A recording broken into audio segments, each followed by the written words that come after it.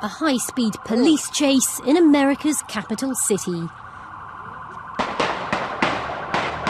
It began after a woman tried to drive into a barricade at the White House. Tourists and politicians watched as a convoy of vehicles were in pursuit of the driver. I heard 4, maybe 6, but I thought it was 4 short, sharp bursts of gunfire. And I said, tell me there was not just gunfire at the Capitol.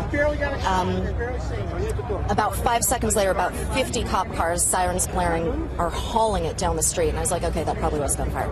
We were up on the hill on this side of the Capitol, and we saw a black sedan come in. It looked like it probably had gone through some of the barricades. A number of police cars were chasing it.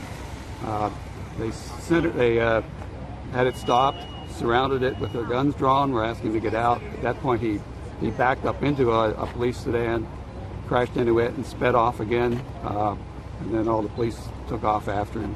Went around to the backside. We heard some sort of a bang, so I assumed that was a crash. The car chase ended here, outside the US Capitol building, where shots were fired. For some time, offices occupied by senators and congressmen were put on lockdown, and the area surrounding continues to be a scene of investigation for police. Forensic officers spent time examining a damaged police car outside the Capitol building. They said the suspect had been pronounced dead after her car had been struck by gunfire. A 1-year-old child who was travelling with her has been taken into protective custody.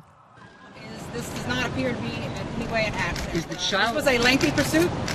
There were multiple vehicles that were rammed. There were officers that were struck, and 2 security perimeters that were attempted to be breached. So it does not appear in any way this is an accident. Is the child related to the deceased? We don't know that yet. Keep moving. 2 police officers were injured, but not seriously.